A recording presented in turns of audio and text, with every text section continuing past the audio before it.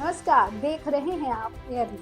कंगाली की कगार पर चीन, मांगे नहीं मिलेगी भी। China's economy is suffering from the opposite, deflation.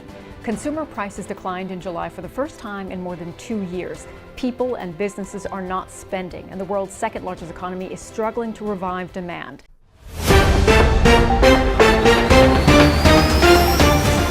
दुनिया के सामने खुद को ताकतवर साबित करने वाला चीन अपने ही घर में बेदम हो रहा है।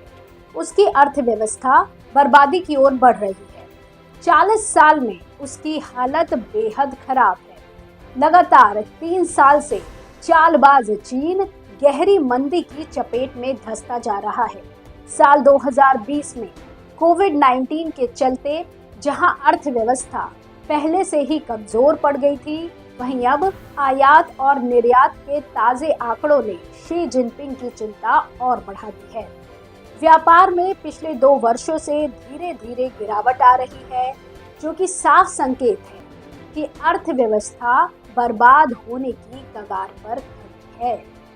चीन के निर्यात और आयात दोनों में भारी गिरावट आई है, जिससे पहले से ही धीमी पड़ी उसकी अर्थव्यवस्था पर दबाव बढ़ रहा है।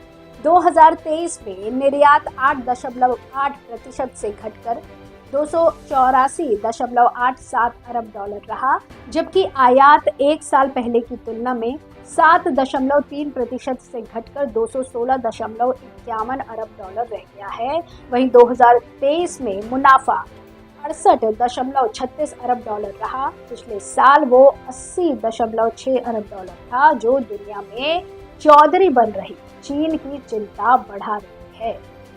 गिरती अर्थव्यवस्था को सहारा देने के लिए शी जिनपिंग ने कई नई नीतियां बनाई, बड़े पैमाने पर प्रोत्साहन खर्च किया, व्यापार को आसान बनाने के लिए कई ऐलान किए, लेकिन तमाम प्रयासों के बावजूद चीन के व्यापार में पिछले 2 सालों से गिरावट जारी है।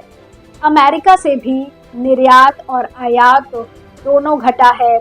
अमेरिका के साथ भी सालाना आधार पर निर्यात 14.5%, जबकि आयात 12.4% कम हुआ है।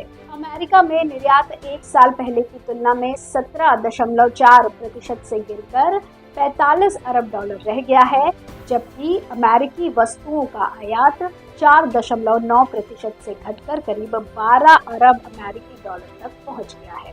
यूक्रेन और ताइवान को लेकर भले ही पुतिन और शी जिनपिंग दोनों एक दूसरे की अर्थव्यवस्था को संभालने में मदद कर रहे हों, लेकिन दुनिया भर में बिजनेस का जो खोखला मॉडल शी जिनपिंग ने दिखा रखा था, वो मॉडल अब बिखर गया है।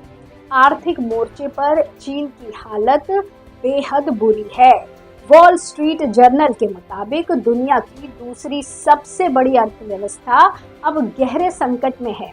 ये आर्थिक कमजोरी छोटी अवधि की बजाय लंबे समय तक जारी रह सकती है।